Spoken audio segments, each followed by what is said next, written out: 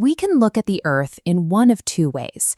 We can see it as a shared, sacred garden that requires our careful attention, or we can view it like a giant vending machine, a system designed only for endless extraction.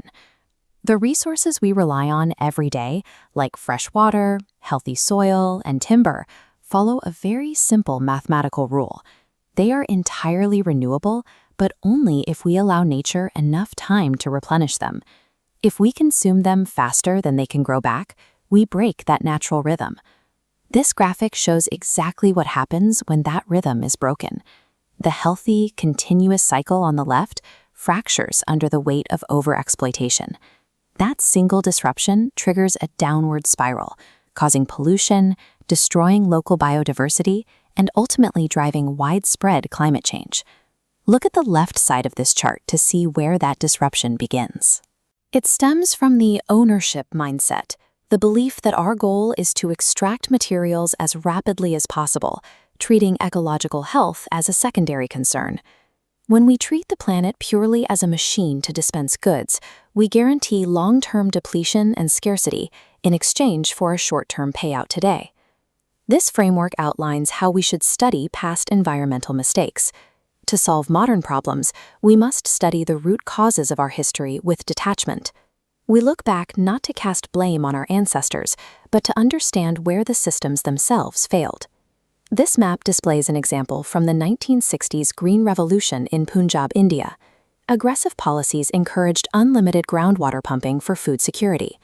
Because that pumping never stopped, 80% of Punjab's groundwater is overexploited today.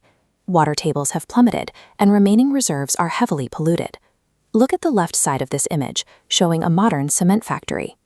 Concrete allowed us to build massive cities quickly, but it releases huge amounts of fine dust that causes severe lung damage, pollutes local water sources, and lowers nearby farm yields. These were well-intentioned inventions. We engineered high-yield crops and strong cement to secure human survival. However, when our solutions ignore the hard limits of ecological balance, those very survival tools accidentally engineer new crises. Return to our resource management chart and look at the right side. It offers an alternative approach built around lokasangraha, a concept meaning to act for the welfare of all people and the entire world. This is the stewardship mindset. This diagram maps a practical application of that mindset, Rickshire Veda. This 1,000-year-old ecological science is something modern researchers are just now fully appreciating.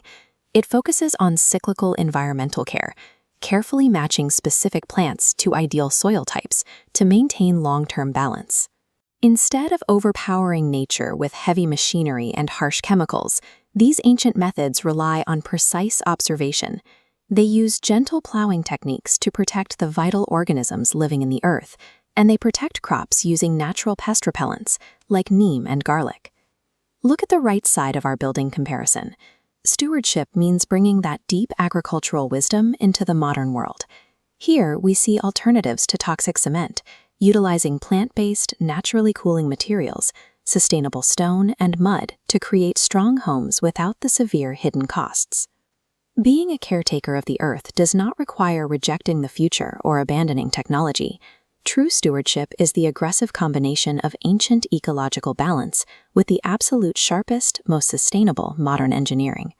Transitioning away from chemical systems and healing the earth requires patience, and it comes with a period of intentional economic discomfort. This activation curve tracks farm health. Notice the healing phase dip. Stopping synthetic chemicals drops yields for 5 years while soil purges toxins. Staying the course triggers the rebirth. Enduring this transition achieves certified organic status, returns local biodiversity, and raises incomes 20%. We simply cannot bypass the healing phase. Enduring a temporary drop in profit is the unavoidable price we must pay to build lasting ecological and financial health. Healing our local farms is a crucial first step, but securing our future requires us to aggressively build renewable energy infrastructure on a massive global scale, using the finite resources we still have. This graphic details exactly how that transition can happen. In 2015, India co-founded the International Solar Alliance. The strategy is to share cutting-edge technology and vital funding across sunny nations all over the world, accelerating the shift away from fossil fuels for everyone at once. This scale illustrates the resource curse.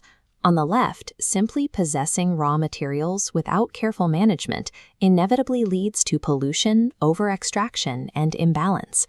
Now look at the base. Human skills and raw materials only achieve lasting equilibrium when anchored by the moral fulcrum of stewardship. Look at the 4 reflection questions on this screen. Think about the renewable resources flowing through your own home, the unseen services the trees in your neighborhood provide, and the daily habits you can change to avoid overexploitation. The earth provides everything we need to build, invent, and thrive. We do not own it. We belong to it, and our highest achievement will be learning to serve as its most capable caretakers.